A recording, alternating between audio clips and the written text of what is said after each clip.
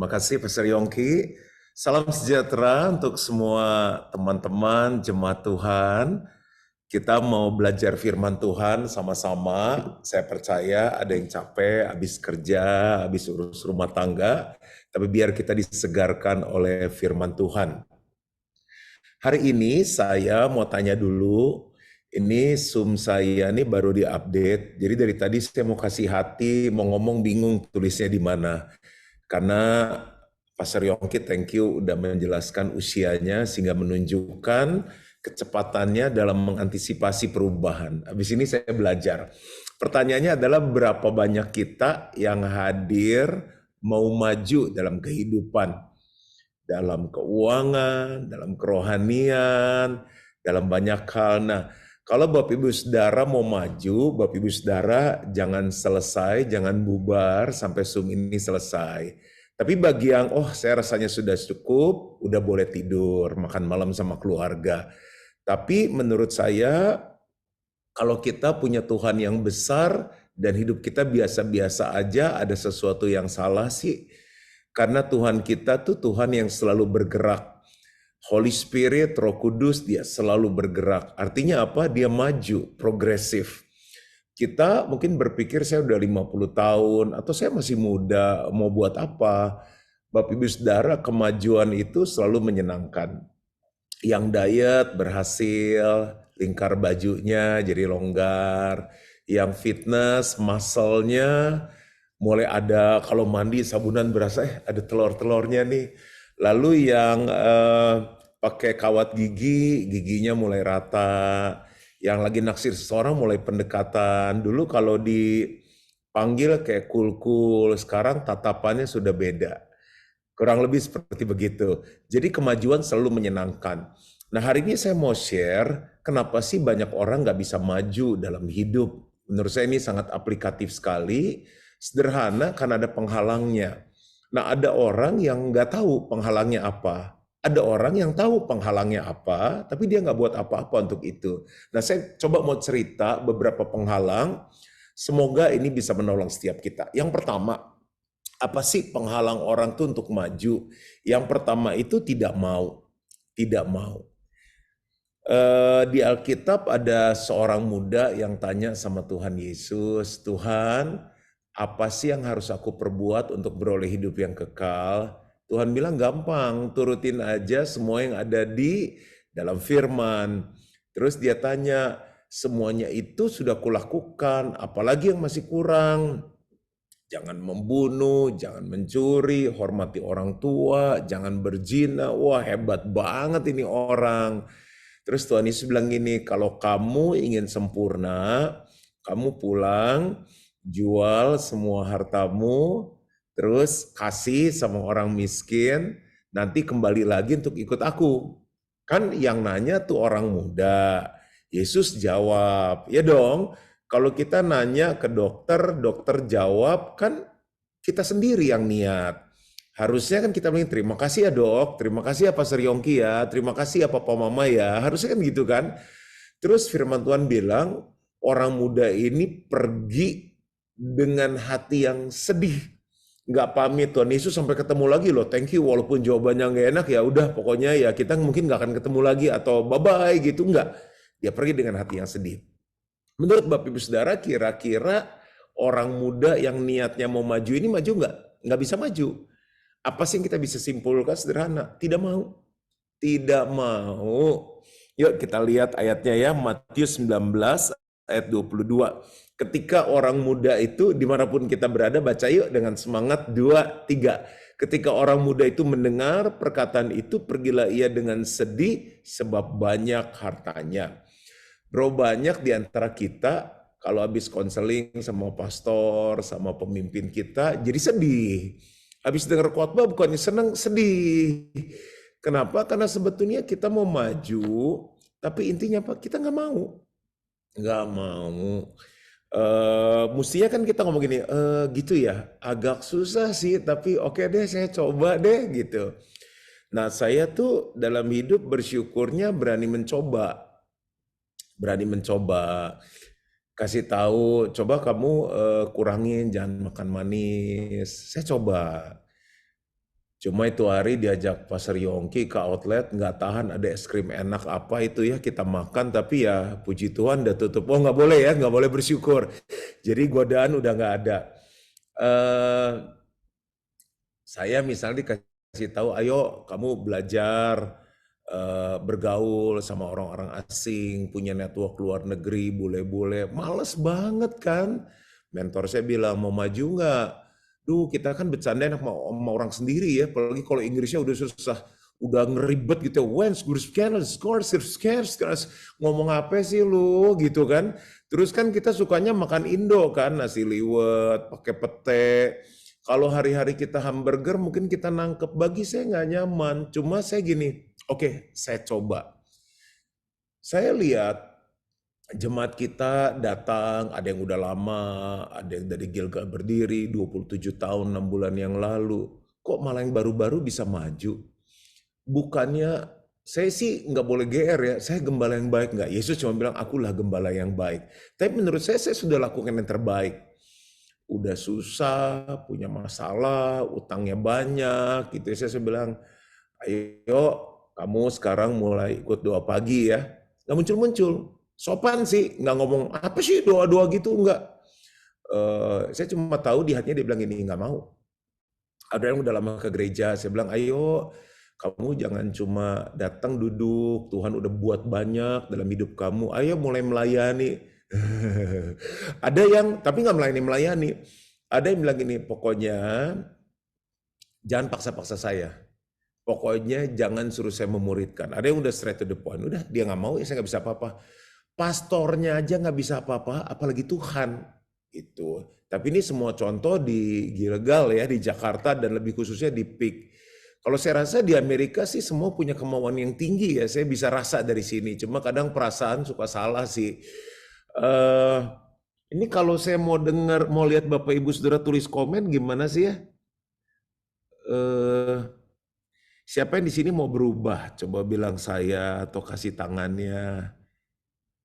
Atau mungkin Zoom yang baru dihapus ya komennya. Oke, nggak masalah. Yang penting pertobatannya. Nggak perlu komen, nggak perlu. Terus istrinya bilang gini, oke itu level pendeta aja, dia nggak mau, dia nggak mau. Apalagi istrinya ngomong, udah lu bawel. Dia bilang ini, yang Pak coba mulai dong pimpin mesbah keluarga, pimpin doa, diem aja. Pak, mbok kamu imam, dipimpin keluarganya, diem aja gitu kan. Jadi intinya Pak nggak mau, emoh. Jadi ini penghalang. Nanti kita bikin rapot habis dengar khotbah ini. Oh hidup saya nggak maju, ternyata ini nih dari 5, tadinya mau 15, cuma kan Bapak Ibu mau tidur. Dari 5, wah parah nih, 5-5-nya saya semuanya gagal. Yuk kita bertobat sama-sama. Menurut saya kita manusia, jujur. Kita di tengah kesibukan, semakin bertambah umur, makanya saya paling seneng tuh muridin anak-anak muda, berubahnya gampang banget. Kalau orang, ngomong orang tua ntar ada yang tersinggung. Kalau kita, saya yang udah kayak gue capan, 40-an, pokoknya tambah tua tuh tambah susah untuk berubah. Pesan saya gini, age is just a number. Angka apa itu 50, apa itu 60, umur boleh 40, umur boleh 50, umur boleh 60, rambut boleh mulai memutih, tapi spiritnya setiap kali Tuhan ngomong lakukan ini, yes Lord. Buat ini, yes Lord. Pimpin mesbah keluarga, yes Lord. Kamu bersaksi ya, kamu mulai melayani ya, siap pastor. Orang-orang seperti ini yang akan maju dalam kehidupan. Gembalamu ingin engkau maju, suamimu ingin engkau maju, apalagi Tuhan yang sudah datang ke dunia ini mati di kayu salib, dia ingin semua anak-anaknya maju. Yang harus kita lakukan dalam berkata, yes Lord, saya siap, saya mau. Susah, urusan nanti. Tantangan, urusan nanti. Yang penting mau dulu. Nah ini saya lihat ada suami istri. Coba lihat sebelahnya, tanya, mau nggak lu? Yang kedua, apa sih penghalang untuk maju? Nah yang kedua masih ada harapan nih, ada berita sukacita. Tidak bisa. Ya, itu ada contohnya Musa. Yuk kita baca Keluaran 4 ayat 10-13. Ini respon Musa seperti ini, nanti saya jelasin ceritanya. Lalu kata Musa kepada Tuhan, Tuhan, aku ini tidak pandai bicara, dahulu pun tidak, dan sejak Engkau berfirman kepada hamba-hambamu pun tidak, sebab aku berat mulut dan berat lidah. Ayat 11, tetapi Tuhan berfirman kepadanya, siapakah yang membuat lidah manusia? Siapakah yang membuat orang bisu atau tuli? Membuat orang melihat atau buta? Bukankah aku, yakni Tuhan? Ayat 12. Oleh sebab itu pergilah, aku akan menyertai lidahmu dan mengajar engkau apa yang harus kau katakan. Ayat 13. Tetapi Musa berkata, ini dengar baik-baik ya, Tuhan, utuslah kiranya siapa saja yang patut kau utus. Oke, kembali ke layar. Jadi Tuhan tuh melihat bangsa Israel tertindas, diperbudak, susahlah hidupnya. Dia cari-cari siapa yang cocok bawa mereka keluar dari Mesir ke Kanaan. Kanaan itu sebuah tempat di mana janji Tuhan digenapi dalam hidup kita. Kanaan itu tempat yang berlimpah susu dan madunya.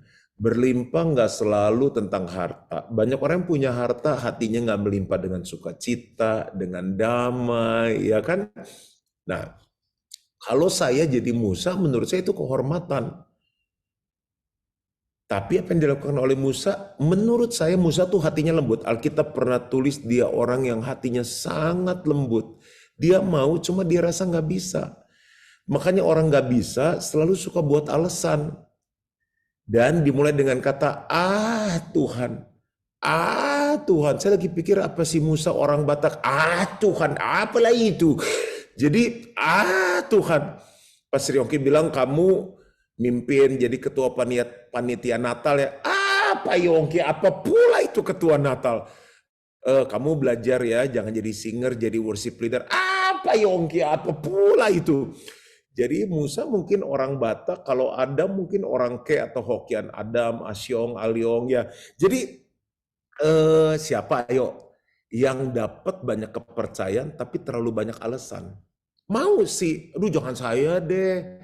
Terlalu rendah hati orang Indonesia. Nah, kalau yang tadi kita nggak mau, itu udah susah.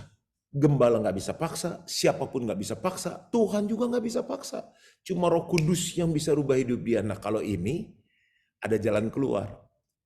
Masih ingat nggak di Matius 28 ayat 19-20 sebelum Yesus naik ke surga dia bilang gini, oleh karena itu pergilah, jadikan semua bangsa muridku, baptislah mereka dalam nama Bapa, Putra dan Roh Kudus, dan ajarlah mereka melakukan segala sesuatu yang kuperintahkan kepadamu. Diajar kenapa? Karena nggak bisa.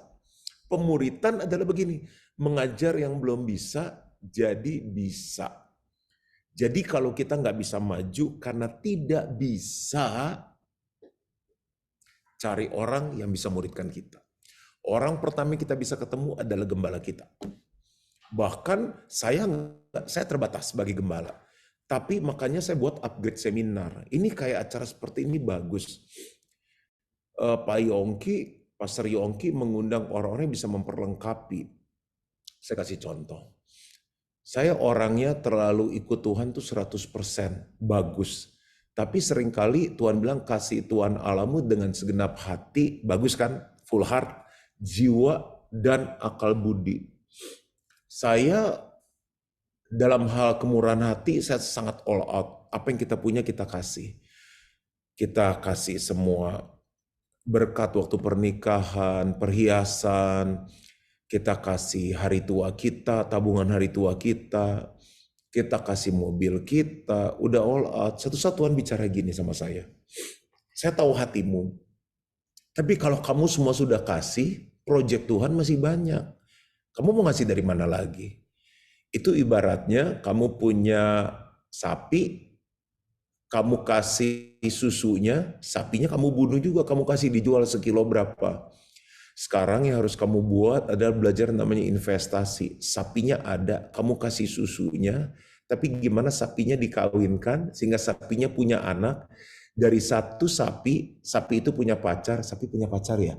Jadi sapi itu punya pacar, lalu dia menikah, sapi itu punya anak. Jadi sekarang punya 3 sapi yang menghasilkan susu. Kamu bisa banyak memberi untuk pekerjaan Tuhan. Lah pendeta taunya cuma ayat, ya nggak suruh ngomongin investasi. Ternyata investasi rohani. Saya pakai mentor. Nah kenapa Pastor Juan diundang banyak di public speaking? Karena saya punya guru yang ngajarin saya gimana caranya. Ada banyak hal, saya banyak belajar, saya banyak baca buku, saya banyak ikut seminar. Kita udah nggak bisa, nggak belajar lagi. Ingat semua contoh yang ada di Indonesia. Kapan terakhir kita baca buku? Saya dulu pernah tanya gini, siapa yang sudah punya buku berjudul ini? Hampir 70% angkatan, aduh saya terharu loh sebagai gembala. Aduh nggak nyangka ya, jemaatnya suka belajar ya. Tapi pas saya ketemu, saya tanya, jadi pandangan Bapak tentang bab ini gimana? Bab yang mana yang Pastor? Loh, tadi kamu waktu saya tanya punya buku, angkat tangan. Iya, kita punya, tapi kita nggak baca, buat pajangan. Nah, ada yang lebih rohani, baca halaman pertama. Halaman pertama aja sudah. Dan nggak pernah menyelesaikannya. Alkitab aja nggak selesai, lu suruh gue baca buku. Nah gini. Pertanyaan cuma simpel, mau maju nggak lu? Nah kalau mau maju, ini deh atlet yang maju, pengusaha yang maju, tanya deh hidupnya. Nggak mudah hidupnya, harus belajar. Nah kayak misalnya, saya melihat orang-orang akhirnya maju dalam hidupnya, mereka tuh, saya seneng kalau orang nanya, Pastor, ini bisnis saya gini, caranya gimana ya menurut Pastor? Pastor, keluarga kita kayaknya gini deh, kita dulu waktu nikah tuh happy banget, sekarang kok kayaknya biasa aja kayak temen, ada sesuatu yang salah dalam pernikahan kita, ajarin dong Pastor caranya. Saya paling senang ketemu orang yang nanya. Kenapa? Karena saya tahu, orang itu nggak tahu malu. Kenapa sih kita nggak nanya? Kita sungkan, kita malu. Terus kelihatan bego. Bapak Ibu, begonya 1 menit. Pinternya seumur hidup.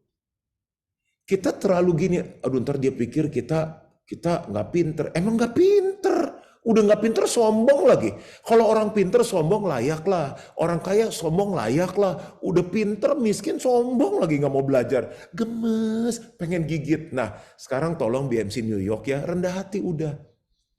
Malu sedetik, pinternya seumur hidup. Saya kemarin baru launching buku saya. Di Amerika, di seluruh Amerika, orang pertama yang dapat baru Pastor Yongki dan Ibu dan juga Keisha. Donald Trump juga belum punya. Joe Biden juga belum punya buku ini. Judulnya Be Fun, Be Real, dikirim khusus dari Surabaya. Nah malam, Daniel Mananta host saya. Pastor Juan bisa seperti ini kan dari tadi ceritanya karena Tuhan. Betul, saya bilang. Tapi ada nggak orang-orang yang berperan dalam hidupnya? Saya bilang ada. Nomor 1, papa mama saya. Nomor 2, saya sebut ada 3 pasang mentor saya yang hadir. Terbang dari Bali khusus karena ada acara, terbang dari Australia. Dan saya undang mereka ke depan, saya kasih bunga.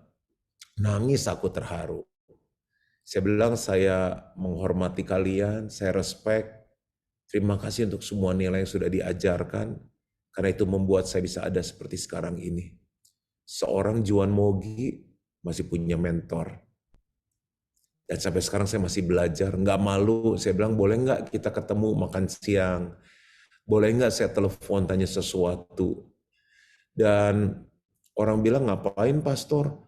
Orang ke gereja pastor aja udah nggak muat, tempatnya udah pulang. Orang datang tuh udah pulang. Karena udah nggak dapat tempat, berdiri pun denger khotbah ngapain masih belajar. Karena saya tahu di atas ketoprak masih ada kerupuk. Jadi artinya itu susah bahasa Ibrani. Ketoprak tuh ada nggak sih di New York ya? Ketoprak tuh seperti apa ya? Kayak gado-gado pakai bihun. Nah, kayak gitu ketoprak, di atas ketoprak masih ada kerupuk. Artinya gini, jangan merasa diri kita udah paling pinter. Di atas kita masih ada yang lebih pinter, masih ada yang lebih hebat. Kecuali kita udah puas dengan hidup kita. Kalau saya sih enggak. Saya punya Tuhan yang besar, Tuhan mau anak-anaknya luar biasa. Untuk itu Tuhan kasih orang-orang lebih hebat, kepadanya lah saya belajar. Amin lah, bagus banget loh poin ini. Amin ya. Jadi jangan suka lagi, Pak Yongki, Pak Yongki. Kalau Pak Yongki bilang, siap Pak Yongki, saya mau, cuma saya nggak tahu caranya. Tolong ajarin saya. Itu kerendahan hati. Ketiga, apa sih penghalang kita maju dalam hidup? Nggak percaya. Nggak percaya. Ini cerita Thomas ya. Jadi untuk bisa percaya simple. Nggak percaya kan nggak punya iman ya, kurang iman. Bangun iman lewat firman dan alami Tuhan. Ini saya cerita Thomas. Thomas tuh udah kembali ikut Yesus 3,5 tahun. 3,5 tahun ikut Tuhan Yesus. Saya tuh ikut Pastor Yongki berapa tahun ya, saya dimuridkan di New York. Pak Yongki tuh kalau bilangnya gini, enak. Nah, kalau dia ada, enak, urapan lepas. Ini Pastor Juan maaf ya, tempatnya nggak gitu bagus. Kita nanti bisa pilih ikan sendiri, nanti pakai nasi panas-panas, makan pakai tangan nggak apa-apa. Nanti aku pesenin jemaat ada sambal, enak, begitu enak. Wah, saya udah altar kalau udah angkat tangan udah basah roh, udah nggak tahan. Kuncinya saya cuma apa? Percaya. Percaya. Gimana kita mau percaya sama Tuhan yang nggak kelihatan, sama yang kelihatan segede gitu kita nggak percaya? Please deh. Tiap minggu kita ketemu lu, kalau udah nggak percaya lu udah nggak usah datang kebaktian. Makanya hidupnya nggak berubah. Nah, baca-baca ayat. Yohanes 20 ayat 25 dan 29 baru saya cerita ya. Si Thomas, mohon maaf yang namanya Thomas. Maka kata murid-murid yang lain itu kepadanya, kami telah melihat Tuhan. Tetapi Thomas berkata kepada mereka, sebelum aku melihat bekas paku pada tangannya, dan sebelum aku mencucukkan jariku ke dalam bekas paku itu, dan mencucukkan tanganku ke dalam lambungnya, sekali-kali aku tidak akan percaya. Ayat 29, yuk baca sama-sama dimanapun kita berada, 2, 3. Kata Yesus kepadanya, karena engkau telah melihat aku, maka engkau percaya. Berbahagialah mereka yang tidak melihat, namun percaya. Kembali ke layar.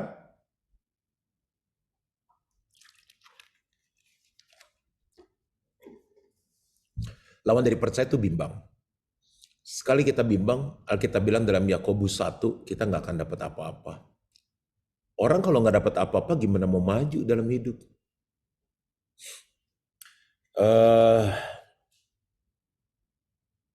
Bicara percaya, satu saat saya ada tamu dari luar negeri. Saya undang makan kan. Boleh buat temen nggak? Dia bilang. Boleh lah saya bilang. Kan kita senang punya teman baru.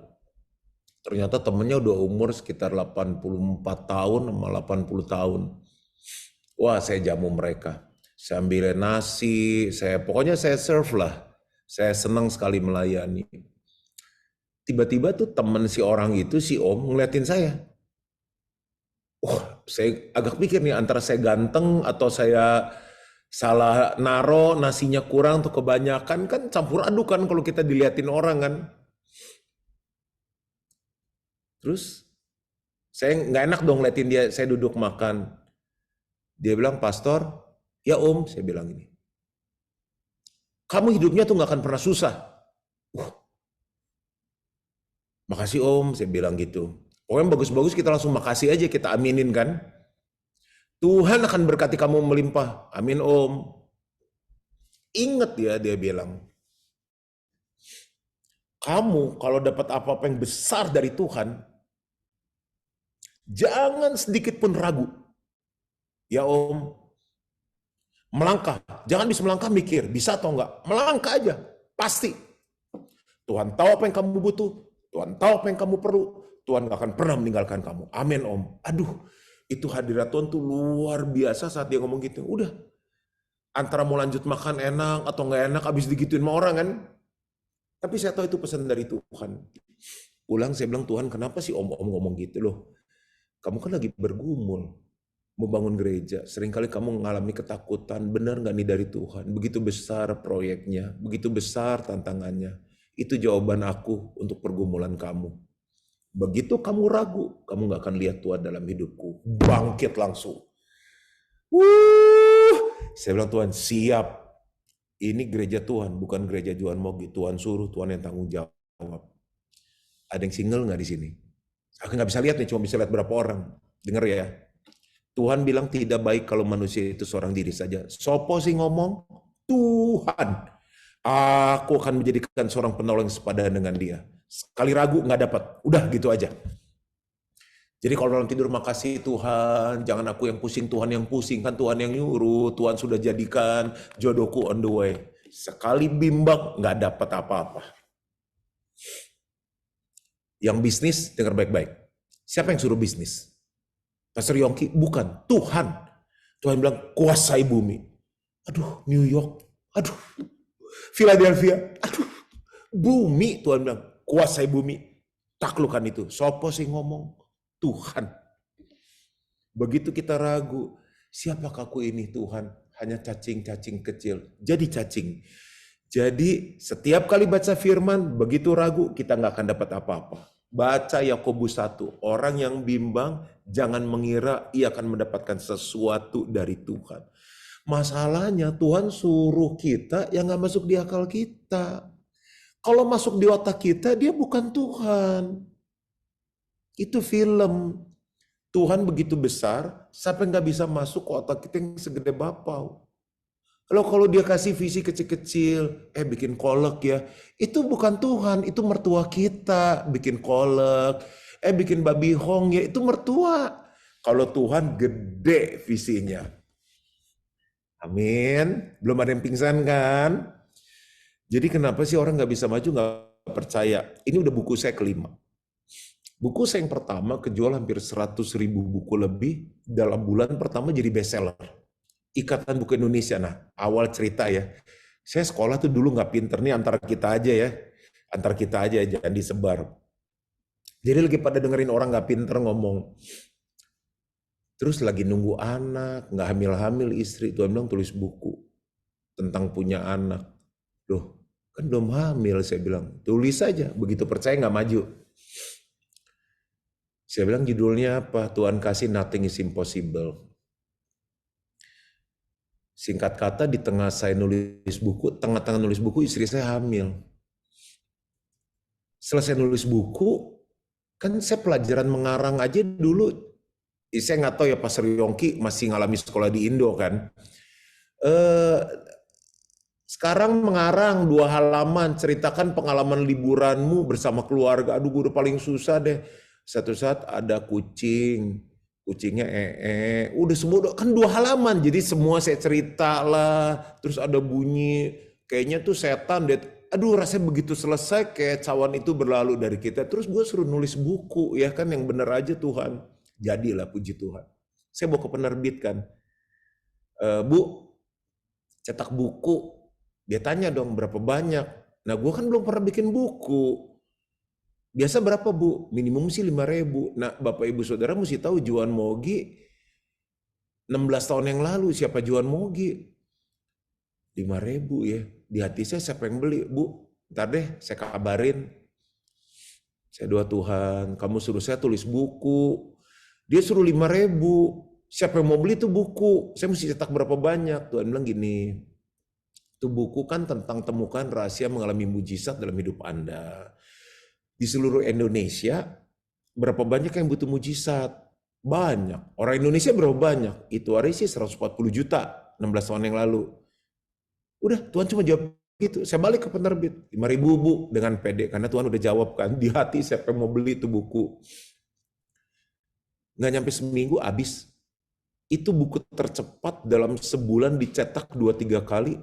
Penerbitnya telepon, Pak, Bapak sudah bestseller. Karena sebuah buku yang laku di atas 10.000, di bawah 1 bulan, itu bestseller Pak.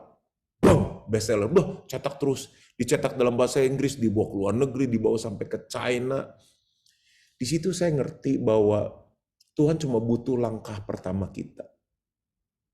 Langkah pertama kita. Itu tanda bahwa kita menghargai apa yang Tuhan suruh. Pak, Ibu kan orang tua ya. Kalau nyuruh anak, lebih senang anaknya cepat melangkah atau lama. Ada istilahnya berat pantat kan. Lama banget. Akhirnya ibu-ibu keluarin jimatnya. Mama hitung sampai 3. Saya nggak tahu di Amerika sama nggak. Kan mama hitung sampai 100. Pingsan mamanya. 3. Masa Tuhan dari surga mesti buka langit dan bilang ini Pastor Yongki, saya hitung sampai 3. Untung belum 3, Pastor Yoki udah berangkat ke New York dan buka gereja. Langkah pertama itu penting. Emang pikir tuh sungai Yordan langsung kebuka sama Yosua? Dia melangkah dulu, bawa tabut. Waktu dia melangkah, airnya tersibak. Dah, nomor 3. Nomor 4. Kenapa sih orang nggak bisa... BTW kita sampai jam berapa ya? Lupa nanya loh. Sini sih pagi, kan yang mau tidur yang di sono. Jam 11. Oke, makasih. Jadi yang keempat adalah tidak jujur nih, Ananias dan Safira. Kayaknya beberapa orang kenal deh ya. Kuncinya apa sih? Bertobat. Pokoknya orang nggak jujur nggak akan maju dalam hidupnya. Wah, memang di zaman ini banyak orang nggak jujur, banyak banget. Saya dalam hidup cuma simple. Jika ya katakan ya, lapar, lapar. Mau makan, mau. Saya salah pun saya bilang, iya saya salah. Saya minta maaf, udah bebannya selesai. Orang udah salah nggak mau ngaku, bohong. Enggak, saya nggak tahu. Itu seharian dia nggak bisa tidur. Kenapa? Karena dia bohong. Bapak Ibu Saudara mau percaya sama orang bohong? Pak, tolong cariin dong, saya lagi butuh karyawan 2. Mau karyawan seperti apa? Kalau bisa 1, suka bohong. 2, nggak jujur. Pokoknya gaji tinggi lah. Yang penting dia nggak jujur dan suka bohong. Saya perlu banget karyawan seperti itu. Di mana? Kita aja nggak mau punya karyawan kayak gitu, apalagi Tuhan. Berapa banyak kita suka nggak jujur sama Tuhan, nggak jujur sama pendeta, nggak jujur sama istri, nggak jujur sama suami, nggak jujur sama diri kita sendiri. Nggak akan maju orang-orang seperti itu. Ayat Kisah Rasul 5 ayat 1 sampai 3 dan 9. Ada seorang lain yang bernama Ananias. Ia beserta istrinya Safira menjual sebidang tanah. Ayat 2. Dengan setahu istrinya, ia menahan sebagian dari hasil penjualan itu dan sebagian lain dibawa dan diletakkannya di depan kaki Rasul. Tetapi Petrus berkata, Ananias, mengapa hatimu dikuasai iblis, sehingga engkau mendustai Roh Kudus, dan jujur ya, dan menahan sebagian dari hasil penjualan tanah itu. Ayat 9, akhirnya Ananias mati. Kata Petrus, mengapa kamu berdua bersepakat untuk mencobai roh Tuhan? Lihatlah orang-orang yang baru mengubur suamimu berdiri di depan pintu dan mereka akan mengusung engkau juga keluar. Iya, boleh disingkirkan ayatnya ya. Jadi suaminya bohong, istrinya bohong. Bohong itu menular, nggak jujur itu menular. Oh enggak, cuma saya doang kok pembohong di rumah. Bisa punya arti begini, bohong yang satu yang kita lakukan menutupi bohong yang kedua. Ada satu orang datang ke saya, Pastor tolong doain. Kenapa? Saya bilang, saya suka bohong. Wah, kaget nih, kasus baru kan. Biasa orang kan kanker, terus migrain, ini suka bohong. Saya bilang, kenapa kamu suka bohong? Takut ketahuan. Terus kenapa sekarang mau bertobat? Udah ketahuan. Jadi udah ketahuan mau bertobat. Saya bilang, kok bisa ketahuan? Kan saya mesti nanya kan. Jadi kan saya suka bohong. Nah bohong yang berikut tuh selalu nutupin bohong yang sebelumnya. Oh hebat dong saya bilang kamu. Karena kita juga mesti kasih pujian sama orang. Nah terus kamu kan ahli bohong, kok bisa ketahuan? Saya kan mungkin bohong yang ke-9, nutupin bohong yang ke-1 sampai ke-8. Masalah satu hari saya lupa bohong saya yang ke-3, selesai ketahuan. Jadi ingat, bohong itu menular. Masa yang berseri cuma boleh drakor, khotbah boleh berseri, kok bohong berseri. Nah jadi, begitu nggak jujur, bolong tuh kapal. Kapal tuh tenggelam, bukan ke lubang yang besar, kan kaptennya udah tahu, oh bolongnya gede nih 5 meter, kita jangan berlayar deh. Bolong kecil. Tenggelam loh tuh kapal, berkatnya bocor. Siapa yang suka berkatnya bocor, ayo. Jangan-jangan, aku nggak nuduh loh, jangan-jangan, coba bilang kiri kanannya, nggak usah dicubit, jangan-jangan, oke. Dah, nggak panjang-panjang sini udah bertobat. Emang orang jujur orang bohong mau dibahas apa? Apalagi udah bertobat aja yang terakhir. Semua jemaat, aduh puji Tuhan nih pendeta dari awal sampai akhir nggak enak banget di hati, ini udah yang terakhir, yang kelima.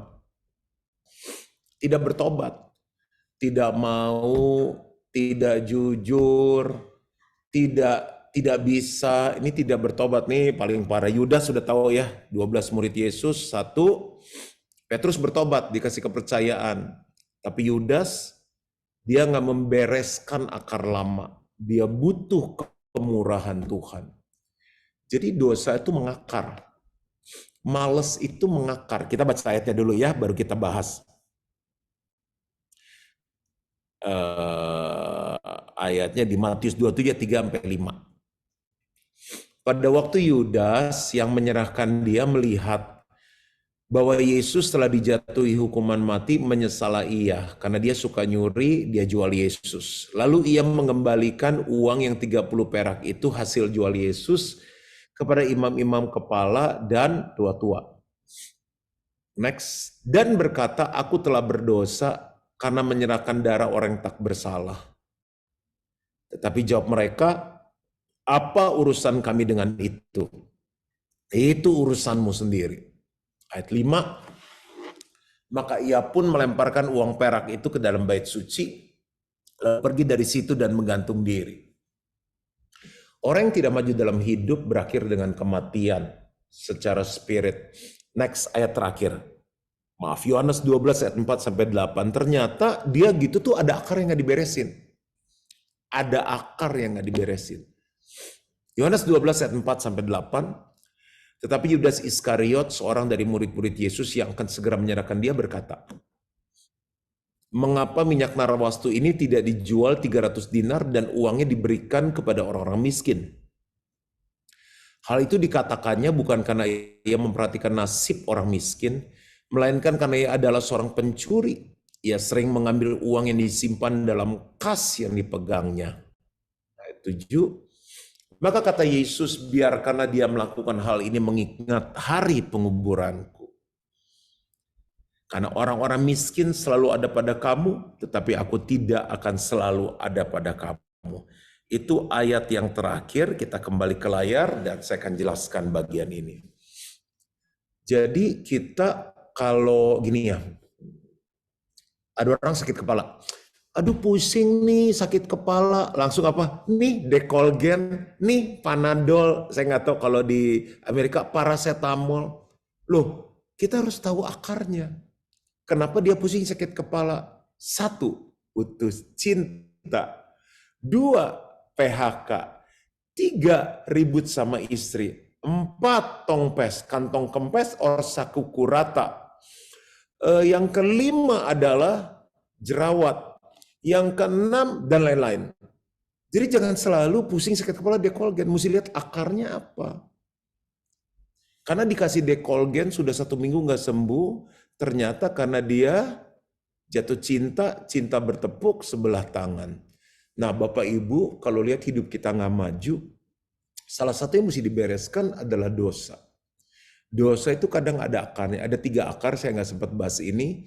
Yang pertama adalah cinta uang. Yudas tuh cinta uang, sampai dia jual Tuhan. Banyak orang karena cinta uang dia jual Tuhan, dia nggak bisa ke gereja, dia nggak bisa pelayan, dia sangkali Tuhan, dia bisnis sama seperti bukan anak Tuhan. Yang berikutnya adalah seks. Akar ini kalau nggak diberesin, ketemu gembalamu, didoakan, itu akan ikat.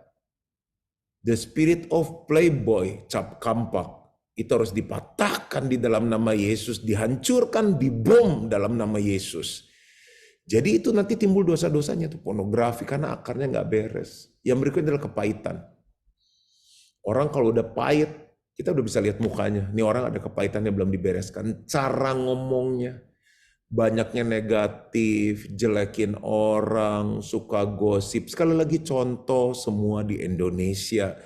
Karena apa yang keluar dari mulut, meluap dari hati. Kalau ngumpul sama Pastor Juan, semua orang udah tahu. Saya bilang, kalau kalian ngomongin orang yang nggak ada di sini, itu udah gosip. Kalau kalian ngomongin orang, kalian bukan jadi bagian dari jalan keluar, sudah gosip. Nggak pernah ketemu dari Pastor Juan hal yang negatif, hal yang ngomongin orang, nggak pernah.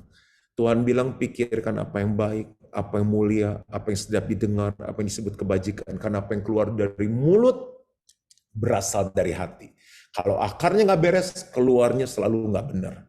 Dan apa yang kita ucapkan akan dipertanggungjawabkan pada hari penghakiman. Usul saya, Bapak Ibu Saudara punya gembala yang baik, Pastor Yongki dan Ibu. Kalau saudara rasa 3 akar ini, kepahitan, seks, cinta uang kuat banget dalam kita, itu perlu dipatahkan. Karena akar itu kan bertumbuh jadi pohon itu menghasilkan buah, dan kalau buah itu matang menghasilkan maut. Itu membuat hidup kita nggak bisa maju. Dosa itu kotoran. Kalau ibaratnya ini pipa, maaf ada mereknya, ini mana ya? Oh, mesti di sini nih. Ini kelihatannya botol air nih. Ini kalau ada sumbatannya, berkat dari Tuhan nggak bisa ngalir. Nggak ada jalan lain, mesti bertobat dan minta kemurahan Tuhan. Saya selesai, saya sampaikan apa yang saya jalani bersama dengan Tuhan, dan waktu saya breakthrough, saya ngalami hidup saya maju bersama dengan Tuhan. Tuhan yang saya sembah sama dengan Tuhan yang Bapak Ibu Saudara sembah. Dan Tuhan yang kita sembah ingin anak-anaknya maju. Doa saya supaya setiap kita maju dalam Tuhan dan selamat maju. Amin. Mari kita berdoa. Bapa, aku sudah menyampaikan firman-Mu. Hatimu sebagai Bapa ingin anak-anaknya maju. Pastor Yongki ingin Keisha maju. Juan Mogi ingin Carissa maju. Sederhana sekali analoginya. Bapa di surga ingin anak-anaknya maju. Tapi seringkali Bapa nggak bisa buat apa-apa kepada anaknya karena dia kasih kehendak bebas. Kami belajar ada beberapa hal. Yang pertama, kami nggak mau. Roh Kudus tolong supaya ada sebuah kerinduan untuk berubah. Penghalang untuk maju tidak bisa. Kami mau bertobat, kami mau dimuridkan, kami mau belajar bertanya. Penghalang maju tidak percaya. Tuhan, biar kami rajin baca firman. Orang yang banyak nggak percaya karena jarang rajin baca firman. Karena iman atau percaya timbul dari pendengaran firman Tuhan. Roma 10:17. Saya nggak pernah males baca firman karena saya tahu itu yang membuat saya percaya sama Tuhan. Yang keempat, nggak jujur. Ambil waktu minta ampun sama Tuhan saat ini. Tuhan ampuni. Aku bohong sama istri. Aku bohong sama customer. Aku bohong sama partner bisnisku. Kau mendengar setiap pengakuan mereka ya Bapa. Ampuni setiap dosa-dosa dari jemaat-Mu. Dan tolong untuk kami bisa jujur dalam kehidupan. Yang kelima, tidak bertobat. Usul saya, kalau Bapak Ibu rasa ada 3 akar ini, akar pahit, cinta uang dan seks yang mengikat dan nggak ada orang yang tahu, ketemu secara pribadi, private dengan gembalamu, minta mereka mendoakan engkau.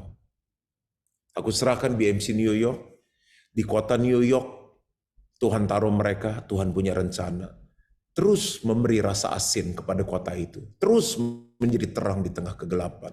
Aku memberkati Pastor Yongki, ibu, keluarga, anak, mantu, cucu dalam tangan pimpinanmu, seluruh pemimpin, volunteers, pelayan Tuhan, jemaat, memberkati mereka di dalam nama Yesus. Setiap kita yang percaya sama-sama katakan, amin.